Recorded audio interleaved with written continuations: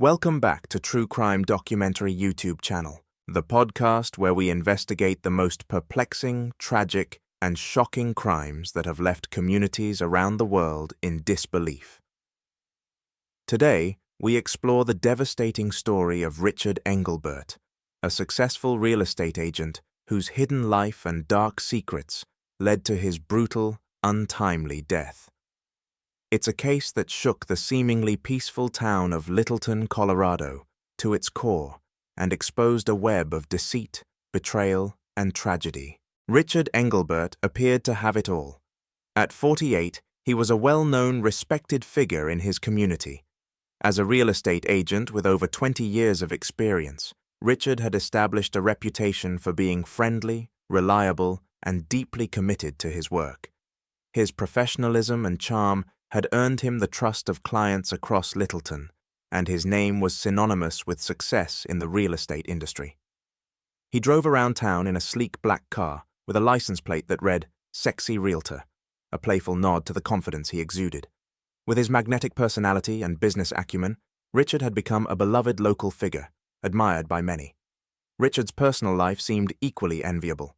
He was married to Wendy, a well-respected school principal, and had a stepson named Harrison. The family lived in a beautiful, spacious, two-story home with a perfectly manicured lawn, which Richard took great pride in maintaining.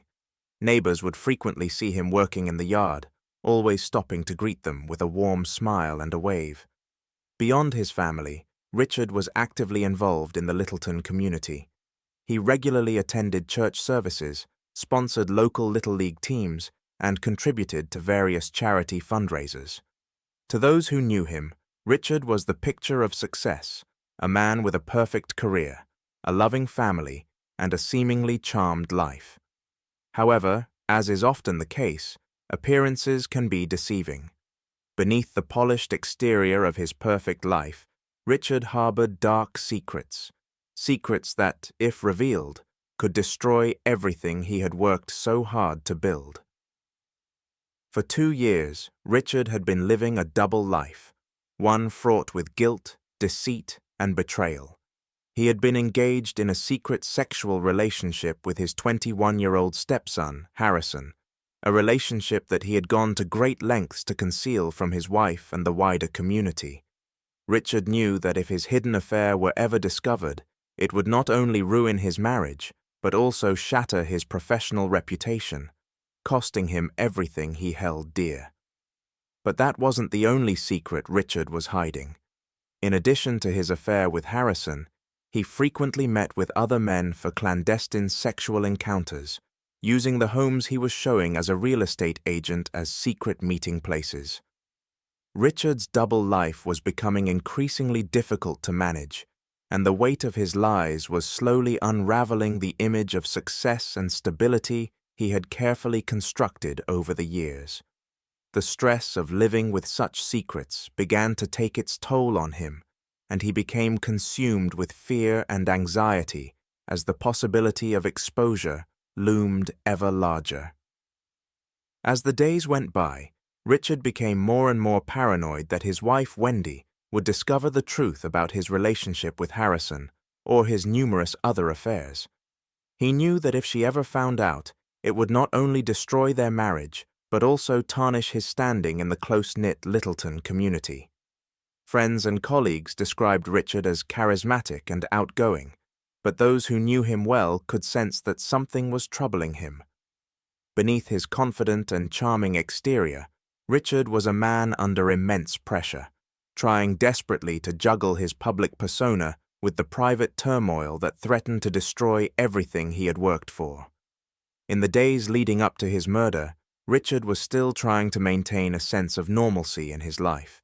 He continued to meet clients, close deals, and spend long hours at the office. He was also planning a much-needed vacation to the Bahamas with Wendy, hoping that the trip would provide a brief escape from the stress of his double life. Additionally, Richard had plans to attend a 4th of July barbecue at a friend's house, where he looked forward to catching up with old acquaintances and enjoying some time away from his hectic routine. But despite his outward appearance of success and charm, Richard's life was rapidly spiraling out of control, and he was living on borrowed time. On June 27th, 2014, Wendy Engelbert returned home early from her job as a school principal.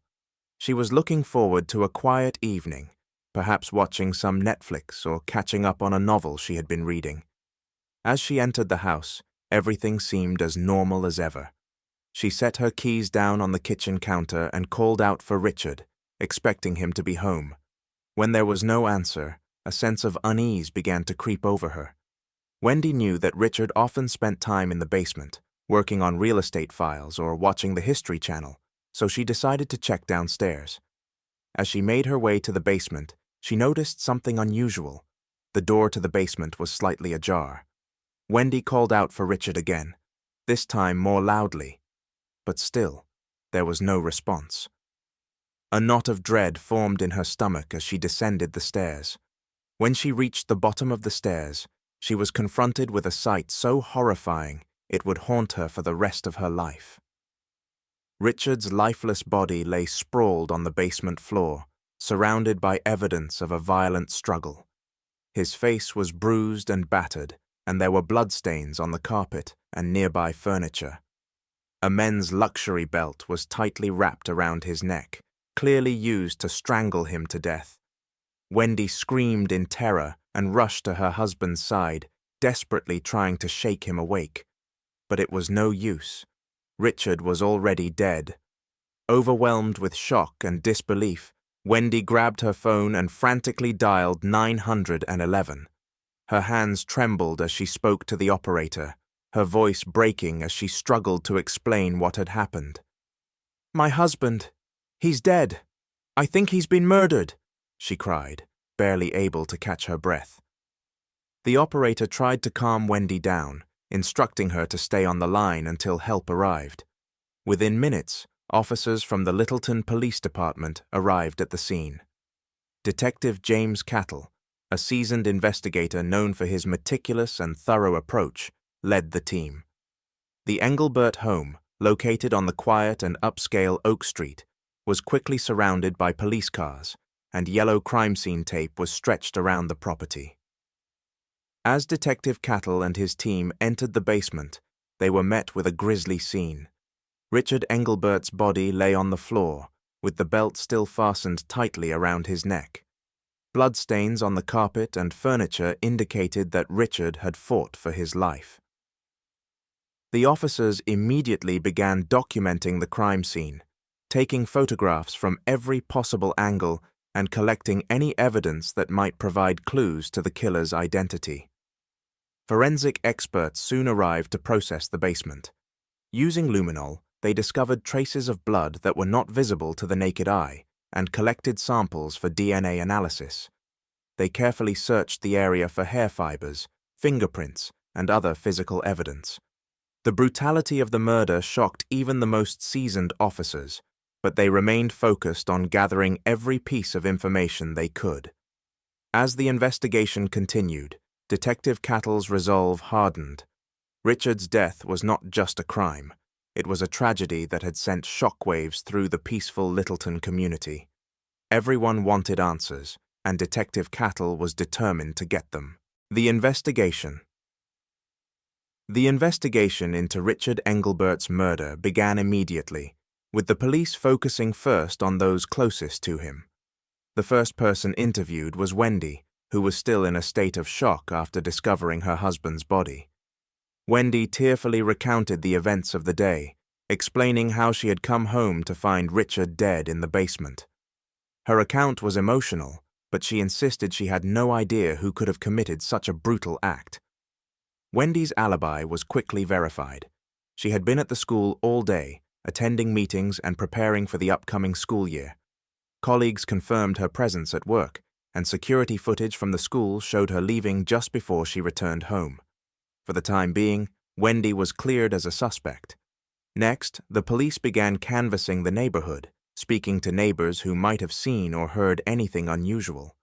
Luby Johnson, a neighbor who lived across the street, told officers that she had heard Wendy's screams and rushed over to help.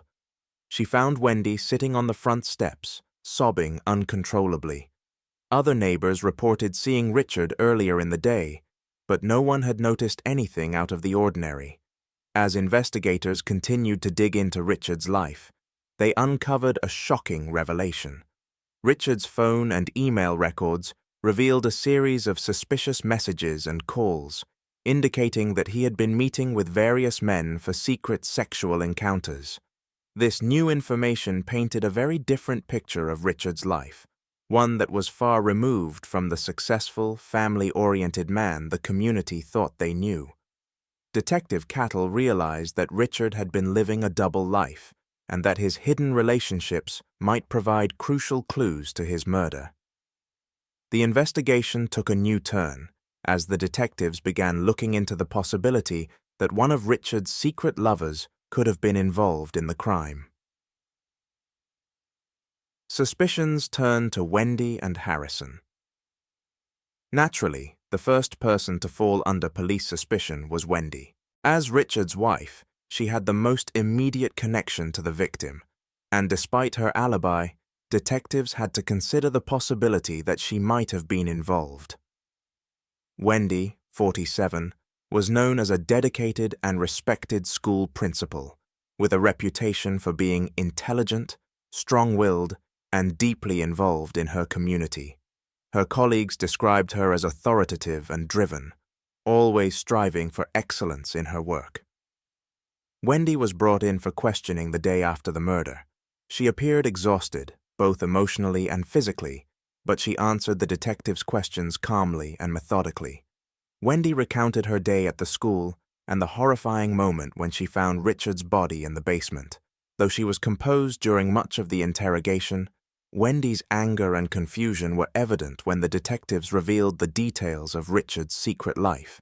She expressed disbelief and frustration over her husband's infidelity, insisting she had no idea that he had been involved with other men.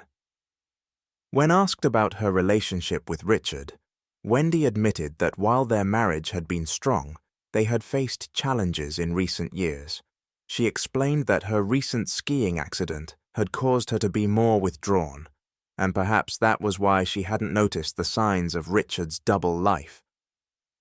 Despite Wendy's alibi, the detectives couldn't entirely rule her out as a suspect. They knew that emotions could drive even the most rational individuals to commit desperate acts, and they weren't ready to dismiss Wendy just yet.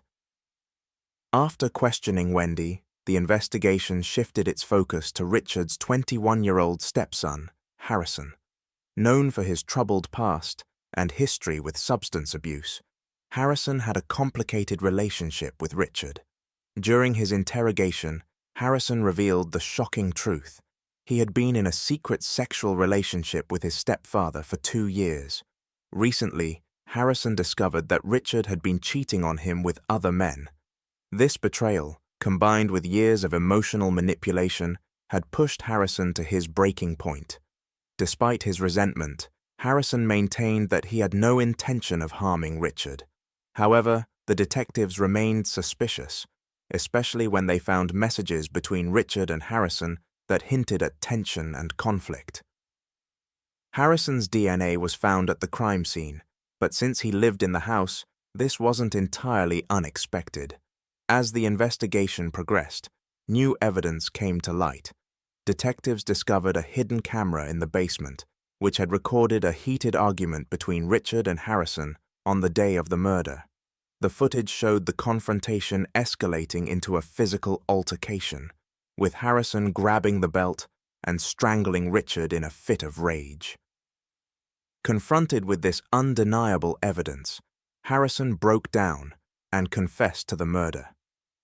In his confession, Harrison explained that he felt trapped and manipulated by both Richard and his mother, Wendy. He admitted that in a moment of uncontrollable anger, he killed Richard, hoping to free himself from the toxic relationship. Harrison was arrested and charged with second-degree murder. The trial was swift, with the hidden camera footage and Harrison's confession sealing the case. Harrison was sentenced to 25 years in prison. Wendy, though devastated by the revelations of both her husband's and her son's actions, was not charged with any crime as there was no evidence linking her directly to the murder.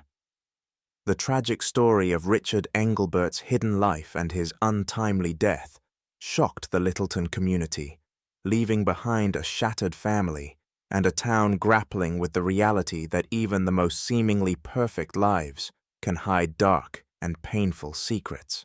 If you enjoyed this video, don't forget to like and subscribe. Be sure to check out our other videos for more captivating stories. Take care, and we'll see you in the next one.